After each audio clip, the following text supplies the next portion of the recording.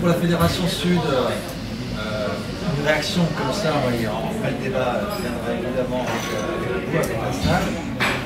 On se satisfait de ce jugement en appel parce qu'en tout cas, c'est clair qu'il condamne aujourd'hui les dirigeants de France Télécom. Et c'est l'aboutissement d'une plainte qu'on avait fait maintenant il y a très longtemps, en 2010. Cet aboutissement-là qui, après beaucoup de bagarres juridiques, finalement, de bagarres de conviction, finalement, on a réussi à imposer dans le calendrier juridique français un procès qui est un procès d'envergure. Et ce jugement-là, cette condamnation-là aujourd'hui, prend tout son sens et on peut s'en satisfaire.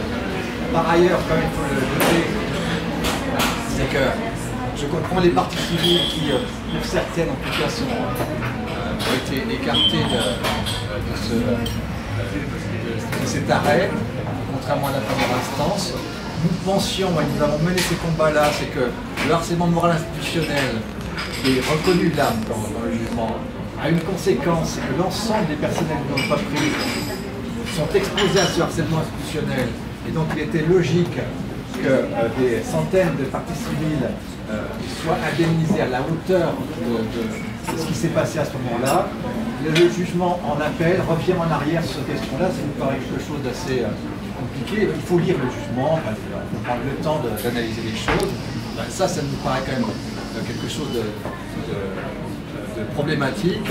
Secondo, c'est sûr que pour les spectateurs de ce palier, les gens qui ont suivi cette affaire-là, le fait que deux dirigeants soient relaxés est en soi un problème, même si nous avions porté plainte contre les trois dirigeants de France Télécom, M.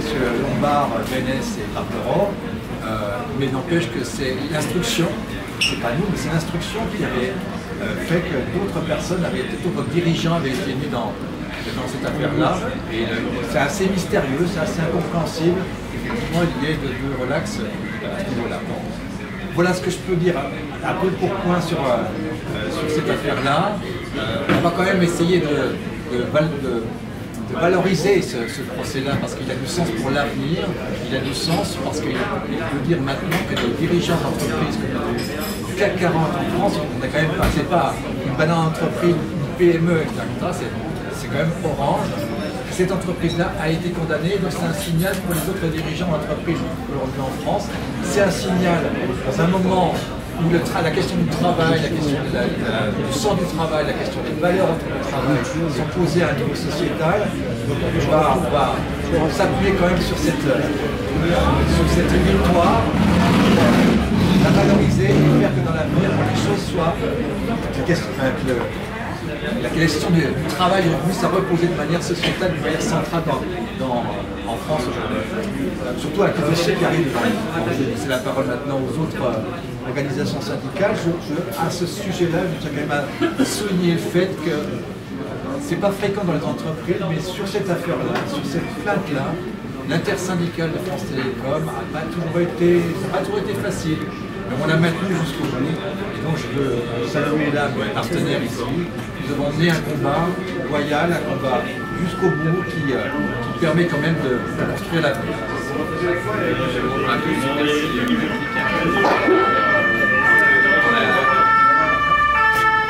Ce n'est malheureusement pas les prévenus qu'on emmène à la santé.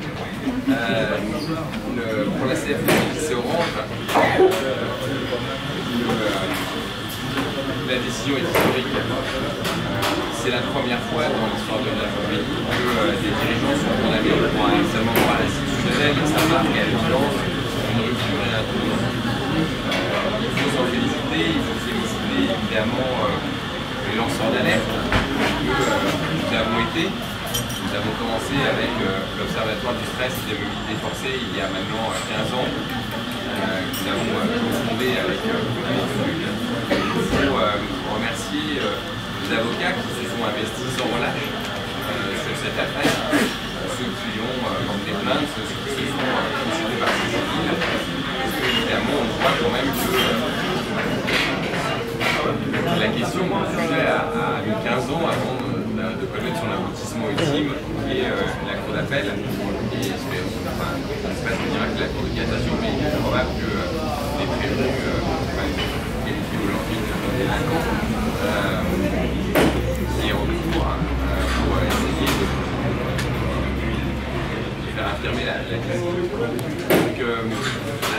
évidemment une très grande satisfaction de voir qu'on a un jugement historique. 15 ans, c'est très long.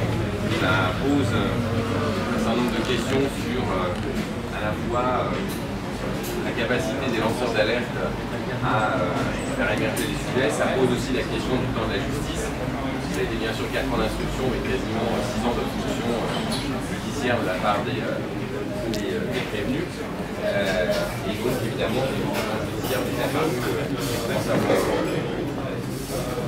Il a évidemment été encore plus long pour les victimes qui d'obtenir la plupart d'entre elles satisfaction, même si quelques-unes, pour des raisons qu'on examine un peu attentivement, ont été développées. Donc voilà, le point peut-être le plus interpellant et qui les interpelle le plus, c'est quand même la question du fonctionnement, on va dire, de la justice et de l'administration de la justice et de la capacité que les personnels d'un côté ont comme moyen de faire face aux urgences. Il a fallu une détermination sans faille, il a fallu des moyens qui ont été colossaux de notre part, mais vous avez vu en appel, les frais d'avocat n'ont pas été extraordinaires. 1 500 € pour 2 mois à minima d'audience et des mois de travail de préparation de ça nous laisse quand même pas en poids, parce que ce sont les organisations syndicales qui se sont constituées, qui financent évidemment leurs avocats et le travail de leurs avocats. On va vous expliquer que tout travail, c'est mérite salaire, mais vous l'avez compris. Et en face, on a des frais d'avocat qui avoisinent les 20 millions d'euros de la part des prévenus, qui sont entièrement financés par les assurances dirigeantes qui avaient été souscrites. Donc vous imaginez quand même le décalage financier entre les parties civiles et les victimes et de l'autre côté les prévenus aujourd'hui. Et en fait, quand on regarde ça, et c'est moi peut-être ce qui m'interpelle le plus, c'est finalement Didier Lombard, certes une condamnation, mais enfin sa retraite chapeau de 7 millions il l'a, les 10 millions de revenus qu'il a eu de l'entreprise, on n'en a pas payé grand chose, ses frais d'avocat ont été payés, et au final pour les dirigeants, cette question financière est quand même une question essentielle qui relie en fait tous les débats qu'on a sur les salaires parfois indécents de certains dirigeants. Donc évidemment, ce jugement de ce côté-là peut interpeller. Après, il faut dire que le déshonneur qui accompagne le jugement est une sanction qu'on est très insuffisante pour qu'elle serve d'exemple et que dans les autres entreprises, on n'ait plus à constater les dérives, même si très souvent la violence sociale est un mode de management pratique. Habituel. Après, je laisse l'organisation syndicale s'exprimer. Pour la CGT, comme le camarade est plutôt satisfait du jugement tel qu'il vient d'être prononcé, il confirme la condamnation donc, des 4 premiers dirigeants il s'ajoute quand même à la condamnation qui était déjà prononcée du DRH et de l'entreprise en tant que telle en première instance.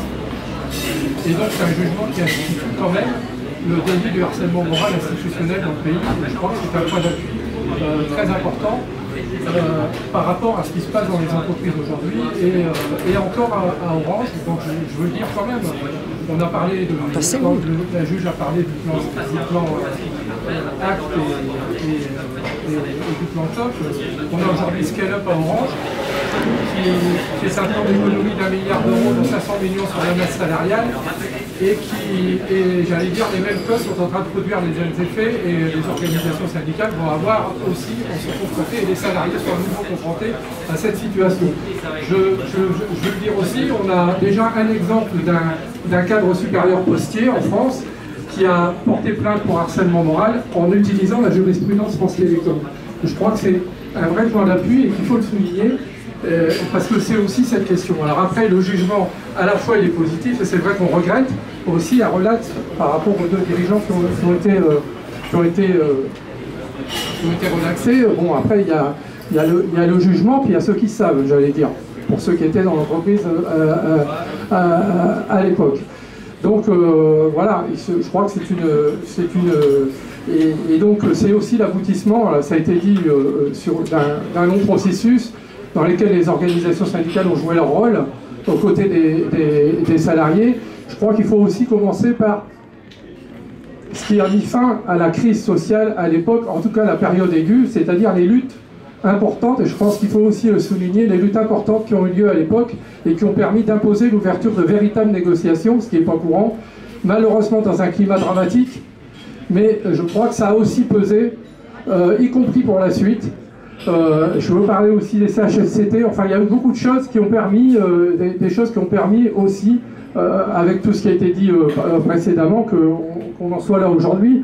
Et je crois que c'est important de le dire, parce que peut-être qu'on va être amené à poursuivre un petit peu ces questions-là, donc il faut qu'on prenne aussi confiance par rapport à ce jugement, par rapport à l'avenir, et qu'on parle beaucoup de sens du travail aujourd'hui dans le pays, dans toutes les entreprises, à France Télécom, à Orange comme ailleurs, et en fait ce défi du sens du travail, de redonner du sens du travail et de se défaire en fait du harcèlement moral et d'un lien de subordination qui détruit les salariés, je crois que c'est ces questions-là qui sont sur la table, et ce procès va aider, je crois, il va peser aussi, en tout cas on va essayer de faire ce qu'il faut pour, il va peser pour que les choses changent un petit peu en profondeur dans le monde du travail. Merci. Alors Elisa Mistral pour la CFDT. Donc nous on rejoint effectivement les propos qui ont été tenus sur la reconnaissance de cette culpabilité de ces dirigeants, et c'est satisfaisant à ce niveau. On sait que le management brutal a été notamment révélé là dans la décision, parce que nos avocats ont déjà jeté un œil sur cette décision. Donc c'est effectivement plutôt les méthodes managériales qui sont clairement en jeu, avec l'obstination d'arriver à atteindre des objectifs sans les remettre en question alors qu'ils sont visiblement délétères. Donc c'est vrai que pour nous ça ouvre des portes dans énormément d'entreprises par rapport à ce qui peut se passer dans des secteurs comme le nôtre d'ailleurs, c'est le secteur des télécoms qui est quand même très bousculé en ce moment. Orange effectivement avec un avenir qui, on le sait, va de nouveau se diriger vers des transformations sans doute assez massives. Donc pour nous c'est très important d'avoir une impunité zéro pour des dirigeants qui sont au plus haut de très grandes entreprises, et pas dans le cadre d'une PME. Et effectivement, ces méthodes, elles ont été impulsées au plus haut niveau par des déclarations fortes qui ont été le détonateur de tout ce qui a pu se passer derrière. Donc, c'est en tout cas pour nous satisfaisant que tout cela a été confirmé. Et maintenant, on espère que les victimes, avec les salariés auxquels on pense vraiment beaucoup aujourd'hui, vont arriver à passer effectivement au-delà de ce qu'on a pu aussi entendre en demi-teinte avec la relaxe de 2 personnes et malheureusement également la prison avec sursis qui reste quelque chose qui est difficilement compréhensible tant qu'on n'a pas lu l'intégralité de cette décision. Voilà, merci. Bonjour, Pierre Lars pour l'INSA. Alors évidemment je ne vais pas faire de redite et je partage totalement ce qui a été dit par tout le monde. Juste de manière très simple, une pensée pour les victimes et les familles des victimes. Si ils partent en cassation, c'est-à-dire qu'il va falloir qu'ils attendent encore des mois, voire 2-3 années, pour pouvoir. Ils ne tourneront jamais cette page-là, évidemment, mais pour eux, c'est repartir dans ce processus.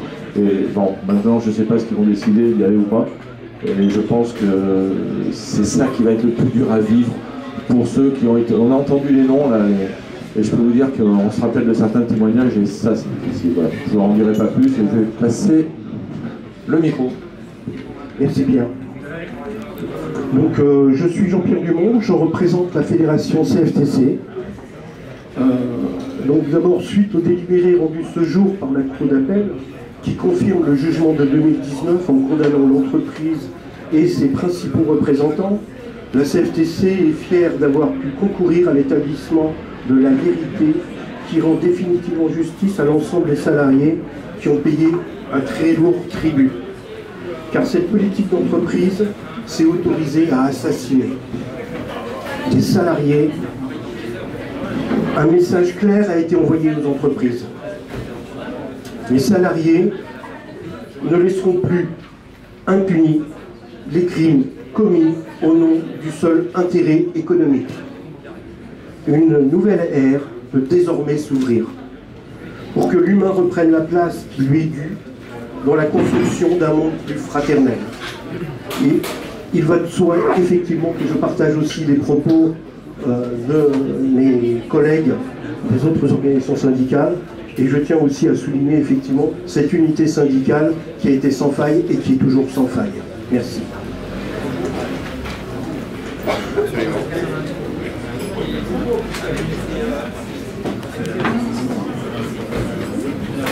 Oui, Sylvie Topalov, avocate de Sud et de 120 parties civiles, ainsi qu'un certain nombre de victimes qui étaient visées dans la procédure. Alors, je ne vais pas répéter ce qui vient d'être dit, mais enfin, il faut prendre acte d'une victoire après 12 ans de procédure et d'efforts constants. Nous avons la reconnaissance d'un harcèlement managérial, institutionnel, ça n'est pas rien. Et je crois que les prévenus ne vont certainement pas se laisser faire et qu'effectivement, il faut s'attendre à un pourvoi en cassation. Ça veut dire qu'il faut que nous continuions d'être attentifs et que nous donnions toute sa valeur au jugement, que nous le diffusions et que nous le commentions pour qu'il prenne toute son importance. Je crois que c'est vraiment une décision tout à fait importante. Alors, on peut se plaindre de la prudence de la Cour d'appel sur les conséquences matérielles des agissements qui sont retenus, qui sont effectivement qui est une décision extraordinairement prudente, pour ne pas dire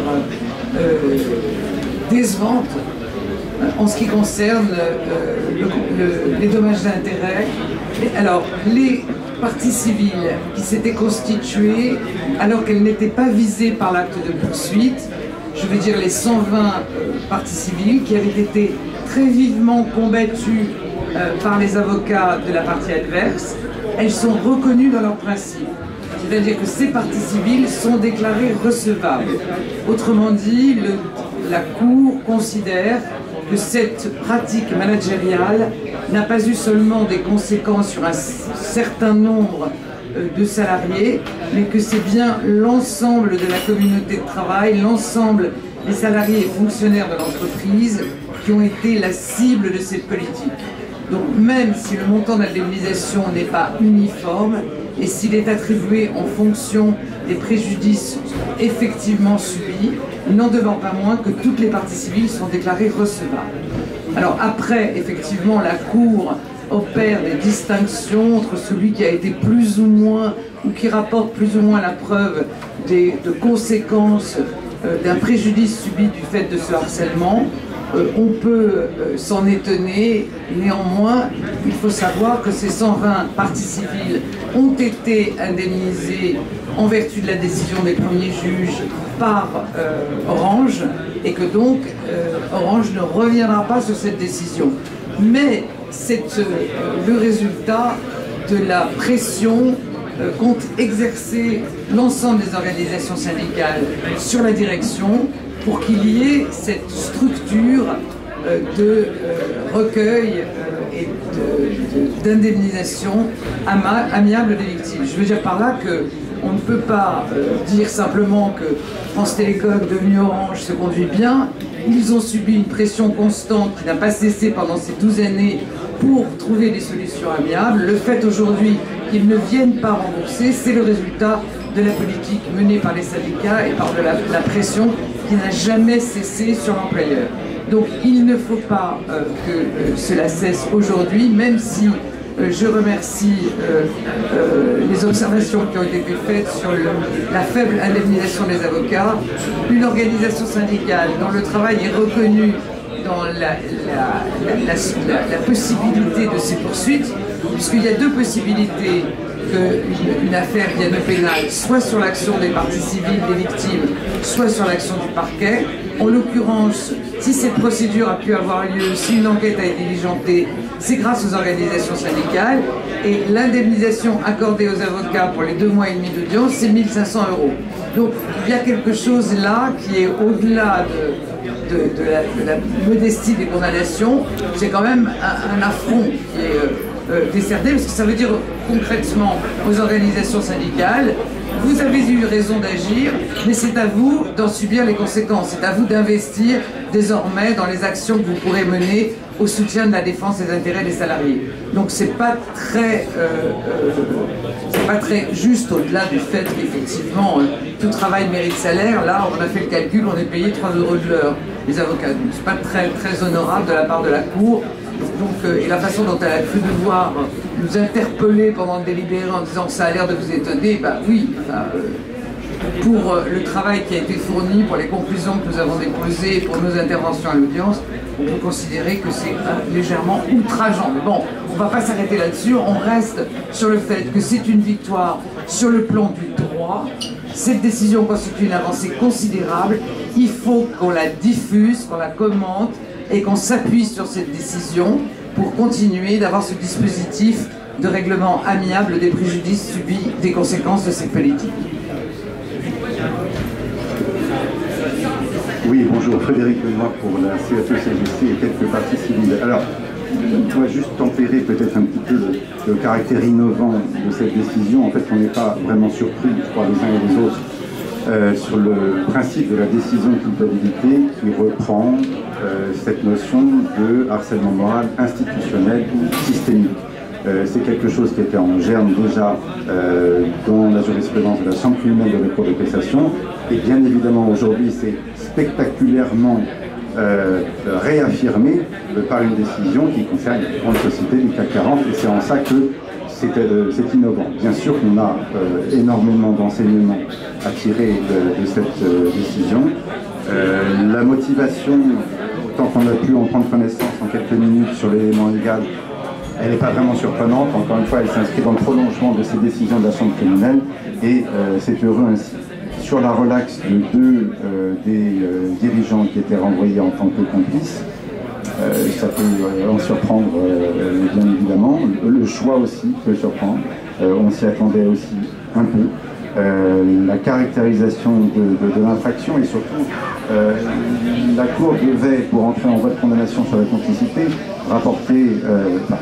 considérer que les personnes en cause avaient conscience d'œuvrer dans la mise en place, la mise en application de cette politique pathogène. La Cour fait état d'une politique pathogène, une organisation managériale qui avait pour objet et pour effet de dégrader les conditions de travail, et donc tous les prévenus, pour être condamnés, la Cour devait caractériser cet élément intentionnel, et c'est là-dessus que M. Moulin et M. Patrick Chir-Ouvrier ont été relaxés.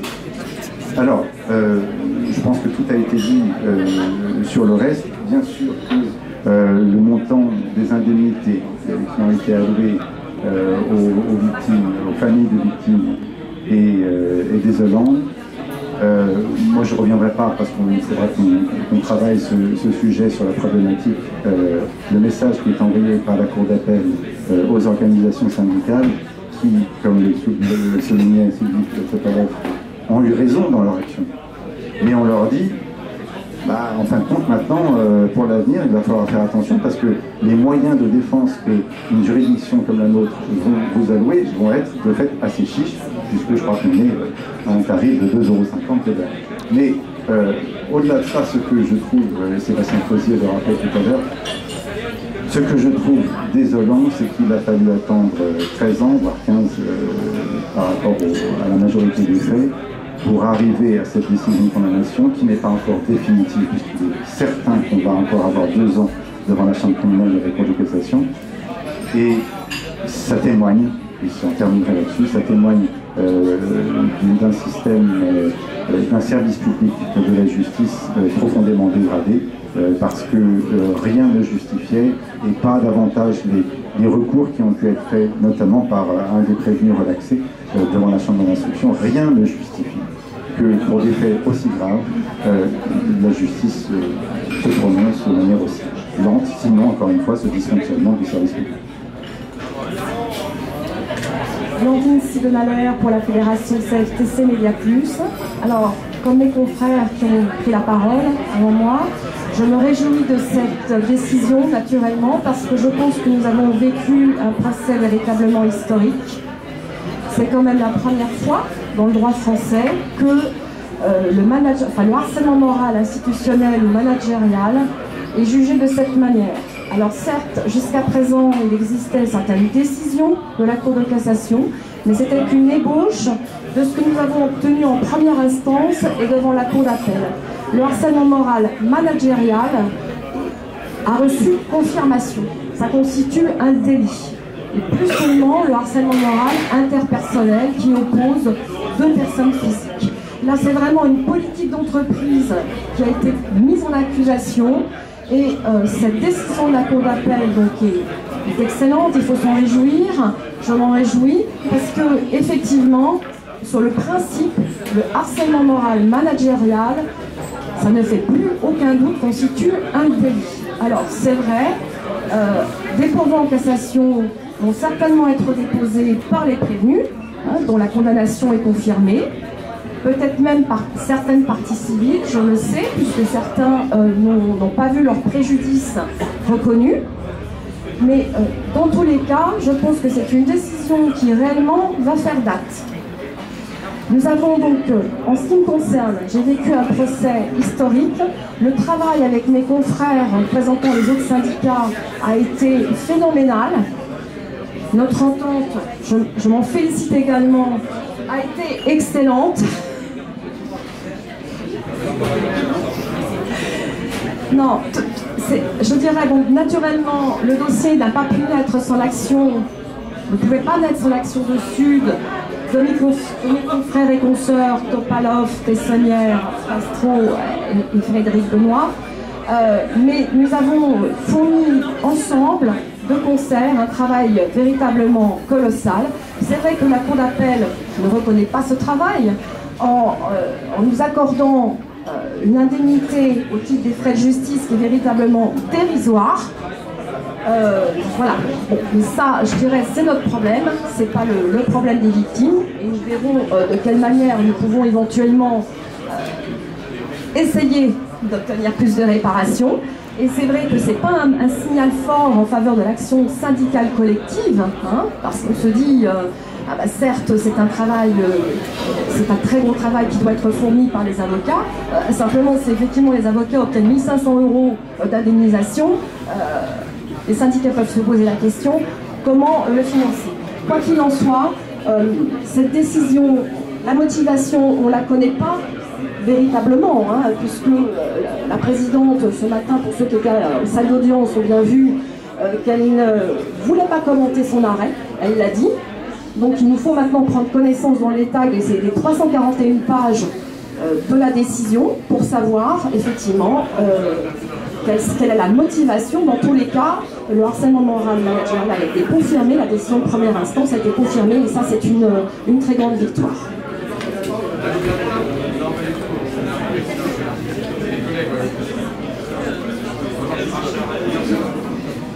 Agnès Cittadini pour la CGT, donc je me joins aux observations de mes confrères sur la décision et son caractère satisfaisant sur la reconnaissance de la culpabilité des personnes qui étaient encore là en appel, sachant que celles qui s'étaient désistées ou qui n'avaient pas fait appel avaient de toute façon une décision de condamnation qui était définitive à ce jour. Mais là on est sur un degré supérieur de juridiction devant la Cour d'appel, donc on a une décision qui prend plus d'importance d'un point de vue jurisprudentiel et c'est vrai que c'est important parce que le harcèlement moral c'est une infraction qui est assez particulière, qui peut recouvrir beaucoup de réalités et qui sont toujours très différentes d'une personne à l'autre mais aussi d'une entreprise à l'autre et on peine parfois à avoir des exemples dans la jurisprudence pour caractériser cette infraction et pouvoir affirmer devant les juridictions que tel acte peut être constitutif de harcèlement moral. Donc là, on a une nouvelle décision pour pouvoir puiser des enseignements pour d'autres entreprises ou d'autres situations, ce qui est extrêmement important et ce qui va servir pour l'avenir et pour d'autres structures, n'en pas douter. Alors ce qui est important aussi, c'est que ce harcèlement moral institutionnel, on l'a dit, il était pas encore reconnu à sa juste valeur dans les décisions précédentes. On avait des ébauches, mais on a quand même eu un grand débat juridique sur ce point. Et il n'était pas acquis que la Cour reconnaisse que ce harcèlement était possible, ou en tous les cas prévu par les textes, même si nous, on le soutenait fermement parce que il nous semblait que c'était évident, mais pas pour les parties adverses en tous les cas. Donc là, on a cette confirmation. Et ce qui est important, c'est que dans ce type de harcèlement, on l'a dit, on n'est pas sur des relations interpersonnelles, donc on n'a pas un harceleur personne physique qui va harceler une autre personne physique. On a une institution, une entreprise qui, là, en l'occurrence, pour faire des profits, a pris des décisions qui rentrent dans le cadre d'un délit. Et c'est comme ça qu'elle est parvenue à ses fins. Donc on a cette situation qui est particulière, qui laisse à penser qu'on a d'autres entreprises, d'autres structures qui agissent de cette manière. Et là, on a une trame pour pouvoir analyser des situations dans des entreprises et pour pouvoir les condamner, aller devant les juridictions pour faire condamner ce type d'agissement. Donc c'est extrêmement important et ça prouve aussi que les salariés doivent s'unir aussi pour faire part de leur expérience, de ce qu'ils vivent, pour pouvoir partager des actes, des faits qu'ils vivent dans l'entreprise. Et c'est grâce à cette union des salariés qui a été aidée par les syndicats au sein de France Télécom qu'un système a pu être mis à jour, parce qu'on était à l'échelle nationale, il n'était pas évident de déterminer et de pouvoir caractériser des faits qui étaient similaires au nord de la France, au sud de la France.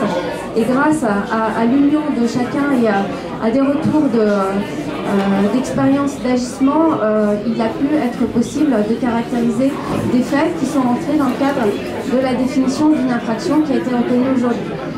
Donc on espère, puisqu'il y aura un pourvoi, certainement que cette décision sera confirmée, et même s'il y a un pourvoi, il faut garder l'espoir que la Cour de cassation confirme, et on sera cette fois sur une décision qui sera rendue par la plus haute juridiction qui confirmera cette analyse.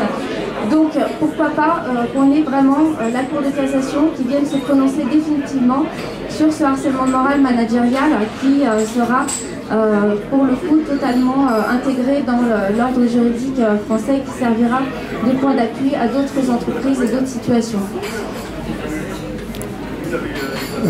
Bonjour, Jonathan Cadeau, conseil de la Fédération de Communication Culture CFDT, Louis Orange et différentes autres parties civiles.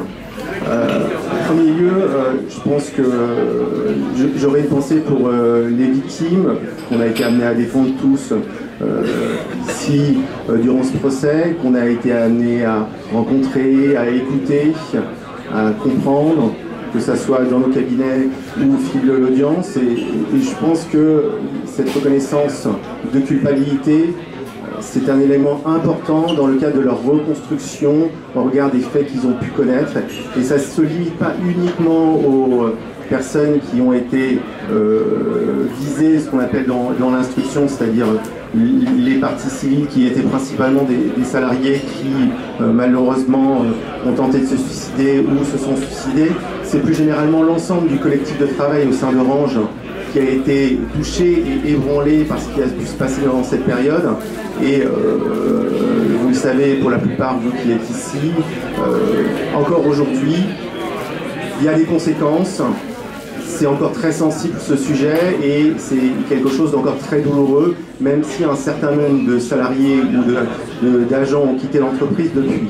Donc je pense que là il y a un message important à leur passer, à leur dire que la culpabilité est reconnue, ce qui s'est passé dans l'entreprise n'aurait pas dû se passer de cette manière-là. Deuxième observation que je voulais faire, c'est que je voulais me féliciter de l'union sacrée qu'il y a pu avoir dans ce dossier entre les organisations syndicales. On a certainement des désaccords sur un certain nombre de sujets et ça peut nous arriver avec mes confrères de croiser le fer dans certains dossiers. Les organisations syndicales parfois sont en désaccord sur certains sujets, mais dans ce dossier, il y a une union sacrée qui s'est créée et qui s'est renforcée au fil de la procédure. Et il faut se féliciter de ça. Et je pense que c'est un élément important à l'heure actuelle, dès lors qu'on remet constamment en cause l'importance des corps intermédiaires et des organisations syndicales. Quand on nous dit aujourd'hui les organisations syndicales ne pèsent rien, c'est faux, d'une part, parce qu'en termes d'adhérents, elles pèsent beaucoup plus que les partis politiques en termes d'adhérents. En termes d'élections, participation électorale au sein des élections des représentants du personnel est bien supérieure à celle des partis politiques aux élections législatives ou présidentielles. Pour vous dire qu'aujourd'hui, ce dossier, il n'aurait pas existé s'il n'y avait pas d'organisation syndicale dans l'entreprise qui se sont saisis du dossier, qui le l'ont porté, et ça, il faut le saluer, c'est quelque chose d'important pour dire aux salariés, peu importe dans l'entreprise dans laquelle ils sont, c'est qu'il y a des représentants du personnel qui sont à leur côté, qui sont là pour les aider, pour les défendre, et pour éviter que ce type de situation soit amené à se reproduire. J'avais une troisième observation, c'est au regard de la reconnaissance effectivement de cette notion de la culpabilité et de la reconnaissance de l'existence d'un harcèlement moral dans l'entreprise. Ce qui est intéressant,